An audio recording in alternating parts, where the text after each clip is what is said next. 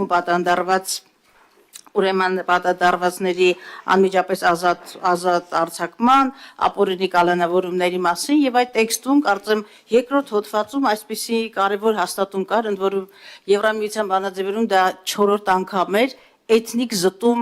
ուրեմն գնահատականը կար, այնիշ տեղեր էր ունեցել Արցախում Ադրբեջանի կողմից իրականացված էթնիկ զտում էր, որին հաջորդել էին ուրեմն այս կալանավորումները։ Ես շարունակ լսում եմ հնարավոր տեքստի հնարավոր, այսպես ինչ որ հնարավոր է, որ դուք արտահայտում եք, երբեք ես չլսեցի որևէ խոսք բռնի տեղահանության մասին եւ արցախահայության վերադարձի մասին։ Արդյոք այս վարքագիծը չի նշանակում, որ Հայաստանի Հանրապետության ձեռքով այն ինչ որ տեղի ունեցավ Արցախում, որը ցեղասպանություն էր, լեգիտիմացվում է ցեղասպանությունը։ Սա առաջին հարցը։ Երկրորդ հարցը վերաբերում է ուրեմն համաձայնագրին, ցանկացած կողմերի միջև համաձայնագիրը կառուցվում է կողմերի փոխադարձ վստահելիության, փոխադարձ հարգանքի, ուրեմն որոշակի կլիմայի պայմաններում։ Սակայն այս երկու օրը բնականաբար հետևելով ադրբեջանական եւ միջազգային մամուլը այսպիսի արտահայտություններ ենք լսում ադրբեջանական ամենաբարձր ուրեմն պաշտոնեության կողմից։ Նախ Ալիևը 3 առաջնորդը հայտարարեց, որ Հայաստանի նկատմամբ վստահության մակարդակը մոտ է 0-ի։ Երկրորդը, որը կարծեմ Հիկմետ Հաջիևն արեց, ճիշտ այս երկու օրերին, խաղաղության համար անհրաժեշտ է քննել նաև օկուպացված տարածքների վնասի չափը, իսկ մենք այն գնահատել ենք 60 միլիարդ։ Հիշեցնեմ, որ երբեք ուրեմն ադրբեջանական խոսույթում Լեռնային Ղարաբաղը օկուպացված գնահատականը չի եղել, եւ այդ օկուպացված գնահատականը շրջանառվեց Պրահայի հայտնի հայտարարությունից հետո, երբ որ Հայաստանը ճանաչեց տարածքային ամբողջականությունը, ներառյալ Արցախը։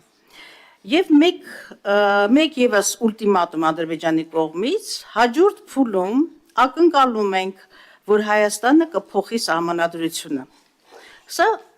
խիստ ուլտիմատումի լեզու է, որը բացարձակապես չի բխում այն լավատեսությունից, այն էական ձեռքբերումներից եւ կարևոր հանգրվանից, ինչի մասին դուք այստեղ մեզ եք ներկայացնում եւ ներկայացում եք նաեւ հանրությանը։ Եվ ըստ էության ես ուզում եմ նաեւ մի բան ասել, որ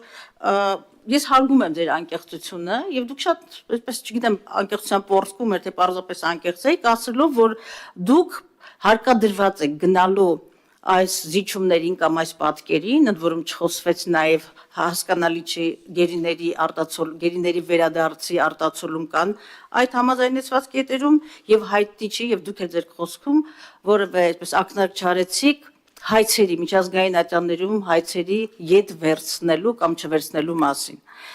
Եվ սրանք կարևորագույն խնդիրներ են, որոնք ուժեղացնում են Հայաստանին։ Նախ եւ առաջ ինչ տեղի ունեցել Արցախում, որը հայ ժողովրդի այդ հատվածի համար բնորան էր 3000-ամյա հող եւ քաղաքագիտության եւ քաղաքական բառապաշարում եւ միջազգային իրավունքում բնիկ ինքահատուկ կարգավիճակ ունի, մենք մոռանում ենք, որ տեղի է ունեցել բռնազավթում, բռնի տեղահանում, ցեղասպանություն։ Եվ այս ամբողջ կոնտեքստը մենք մոռանում ենք, լեգիտիմացնում ենք ագրեսիան եւ ցեղասպանությունը եւ ըստ էության Հայաստանը, իդեմս ձեր իշխանությունների ուլտիմատումների շարունակ պահանջի ներքո գնում է զիջումների եւ զիջումների։ Դուք ասում եք, սա մեզ ճահճից հանելու, Հայաստանը ճահճից հանելու մի գործիք է։ Ես էլ ձեզ նույն անկեղծությամբ ասում եմ, պարոն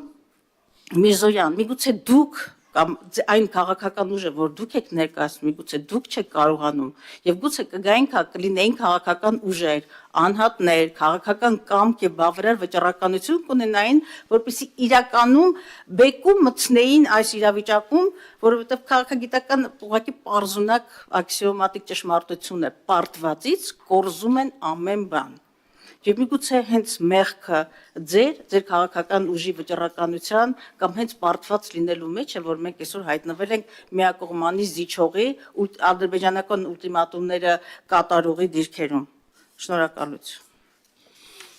Ես էլ եմ շնորհակալ Տիկին Գալստյան իմ անկեղծությունը հարգելու համար։ Մենակ մի խնդրանք ունեմ, երբ որ ինձնից մեջբերում եք անում, խնդրում եմ եւ սա իմ համար կամ իմ, չգիտեմ, ինչ եսասիրական նկրտումներից պատկերացումից ելնելով չեմ ասում, խնդրում եմ ամեն բառը ճշգրիտ մեջ բերեք, որտեղ այդ բառերը հետևանքներ են ունենում։ Այդքան էլ ճիշտ։ Հիմա նայեք, այն որ դուք ասում եք էթնիկ զտում,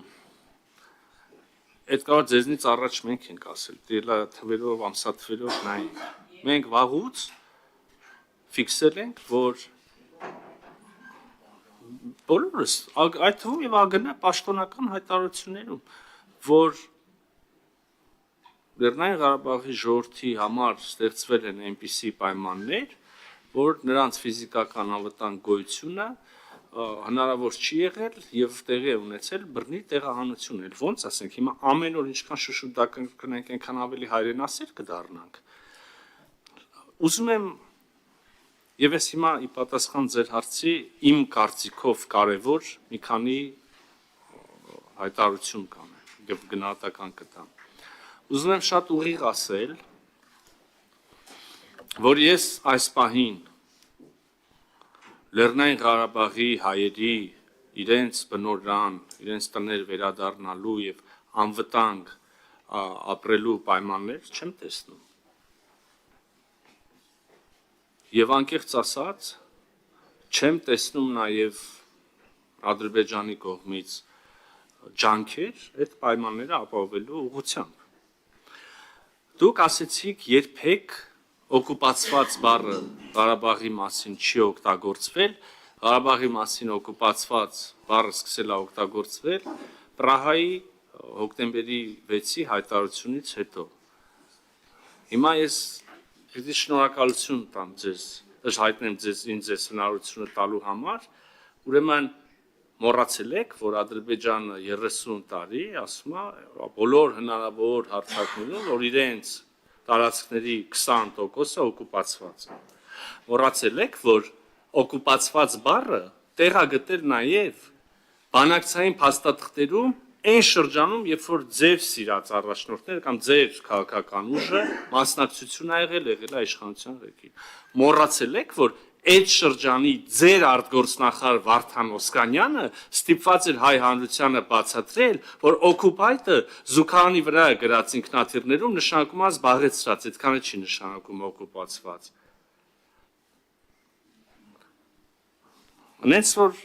առաջարկում եմ կրկին ու կրկին առանց հոգնելու մեզ հետևող Հայաստանի Հանրապետության քաղաքացիներին թյուրիմացության մեջ չգցել եւ ներկայացնել ամբողջ եւ իրական ճշմարտությունը։ Ինչ վերաբերում է Ադրբեջանի կողմից հնչեցվող հավելյալ պահանջներին, սահմանադրություն եւ այլն։